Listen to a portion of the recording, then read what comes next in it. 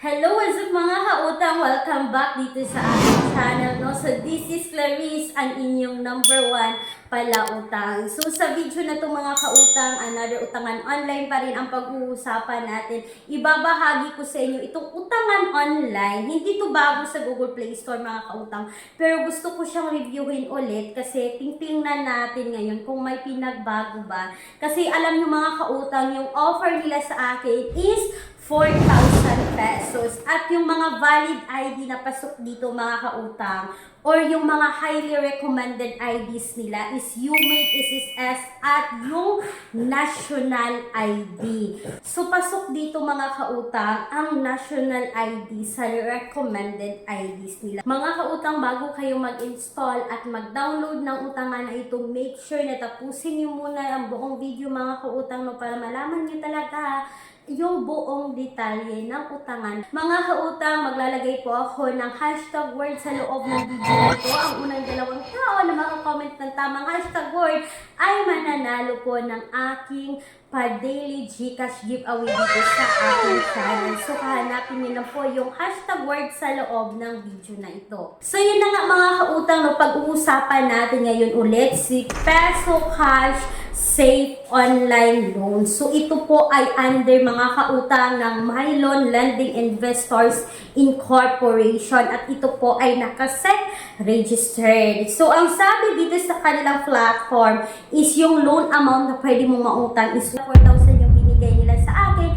at yan yung pag-uusapan natin kung magkano nga ba yung marireceive ko sa 4,000 na offer. As usual mga kautang, kailangan natin i-agree ang kanilang privacy policy para tayo ay makaproceed dito at kailangan ding i-access ng utangan na ito yung ating location, yung SMS, yung installed application natin, yung camera at yung calendar ng phone natin. So, kailangan natin yan i-agree kasi kapag hindi natin yan i-agree mga kautang is hindi po tayo makapag-proceed dito. At pagkatapos niyan, ito na yung bubungan.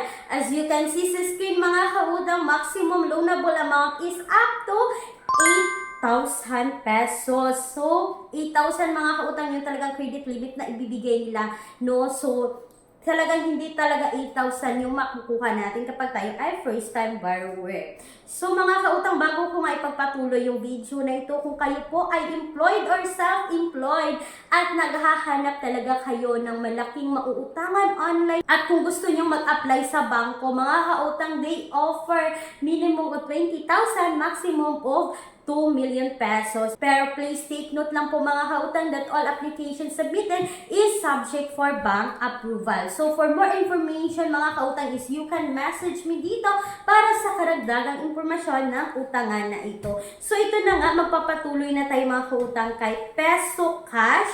So pagkatapos yun mga kautang, no, is kailangan po nating maglagay dito ng self-info natin. So, ilagay natin dito yung surname natin, yung given name, yung middle name natin, yung gender, yung marital status. At pagkatapos mga kautang, so kailangan natin ilagay yung current address, yung digital address, at yung resident status natin. At pagkatapos yan, itong utangan online nito is nanghihingi po yan ng 3 contact person mga kautang at isang katrabaho mo. At pagkatapos mga kautang, no, nasabi ko na kanina yung mga valid ID na pwede dito is UMID, SSS, National ID, Driver's License, Passport, Postal ID, PRC at yung Voters ID. At pagkatapos nga yan, ito na yung bubungad. Yung credit amount na binigay sa akin is 4,000 mga kautang, no? And then pagkatapos yan, kailangan mo pang i-fill out yung kung ano yung trabaho mo mga kautang. So ilagay mo yan kung anong trabaho mo dyan. At pagkatapos is nanghihingi po ang utangan na ito ng employee card or ID ninyo mga kautang. Nanghingi din sila ng payroll, employment certification, income tax return or ITR. Tapos kung meron kayong business mga kautang is pwede po BIR. Tapos pwede rin po photo ng work ninyo mga kautang. And then ito na nga.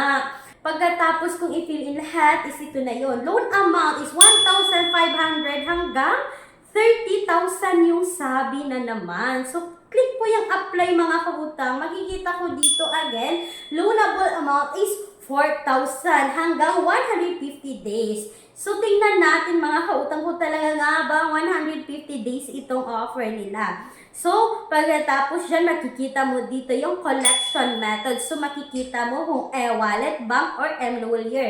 Tapos yan mga kautang, mag-select lang kayo dyan. Then, ito na sa exciting part. Alam nyo ba mga kautang, sa credit amount na ibinigay nila sa akin na 4,000, yung loan period nila is 150 days mga kautang, no?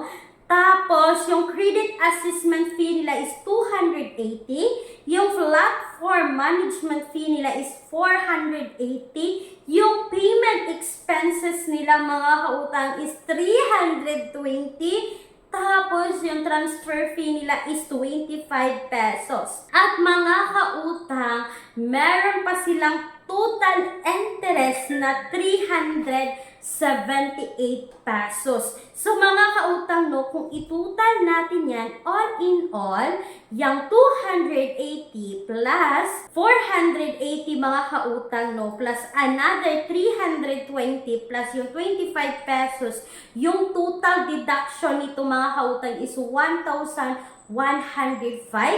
Less po natin dito yung 4,000. So, yung makukuha natin dito is 2,895 pesos.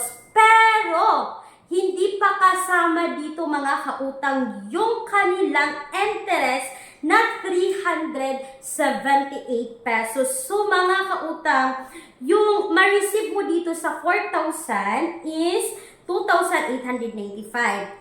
Pero, babayaran mo kautang ng 4,378 pesos sa loob po yan ng 7 araw. So, hindi po totoo na 150 days ang utangan na ito, kundi 7 days lang po kapag kayo ay first time borrower sa loan app na ito. Alam nyo ba mga kautang na hindi ko tinuloy yung pag-utang sa utangan na ito kasi unang-una pa lang mga kautang makikita mo na yung buong loan details. So bakit mo pa itutuloy kung makikita mo naman na ganito kalaki yung deduction nila at may kasama pang interest. So yun na nga no, hindi talaga natin maiwasan na maka-encounter tayo ng mga ganitong utangan online. So yun na to na nga sabi ko mga kautang na kailangan nyo munang tapusin yung buong video para malaman nyo talaga kung magkano nga ba yung interest ng loan app na ito. Para sa akin mga kautang, hindi recommended